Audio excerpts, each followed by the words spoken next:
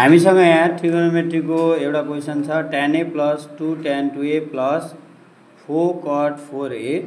यसलाई हामीले LHS बाट मात्रै सल्भ गर्न सक्छौं किनभने cot a लाई जति सल्भ गरे पनि यो ल्याउन सकिन्न भन्ने चाहिँ होइन, ल्याउन सकिन्छ। तर यसलाई हामीले धेरै मेहनत लगाउनु पर्छ, जसले गर्दा LHS बाट गर्न सजिलो छ। हामीले कन्सिक्वेन्टली यसलाई के गर्छौं त भन्दा 4a लाई 2a लाई a बनाउँदै लैजानु पर्ने हुन्छ। त्यसका लागि टेकिङ LHS, मैले LHS लिन्छु। के छ tan a plus 2 tan 2a plus 4 into 1 by tan 4a हुन्छ।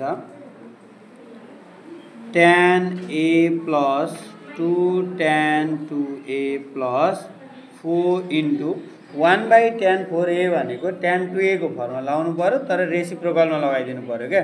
किनभने tan 2a को formula 2 tan a by 1 plus 1 minus tan square a हो।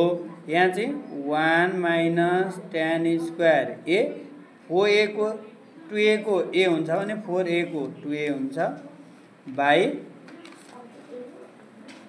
2 tan 2a।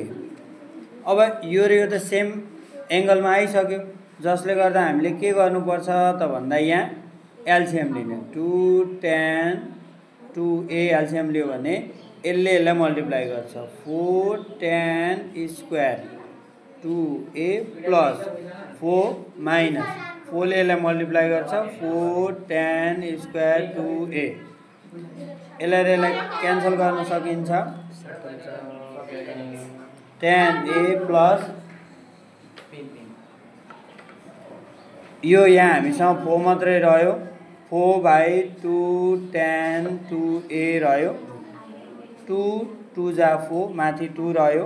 अब हामी के गर्छौं भने tan a प्लस अघि 4a बाट हामी 2a मा आइसक्यौं, 2a बाट हामी फेरि केमा आउनुपर्छ a मा आउनुपर्छ 2। अब tan 2a को फर्मुला रेसिप्रोकलमा लगाइदिने, किनभने 1 by tan 2a मुनि tan 2a छ। रेसिप्रोकल गर्दा के हुन्छ त भन्दा 2 tan a by 1 minus tan square a। यसले मल्टिप्लाई पनि गर्छ, यहाँनिर पनि हामी ब्र्याकेट राख्दा बेटर हुन्छ। यो 2 ले यो 2 लाई क्यान्सल गरियो,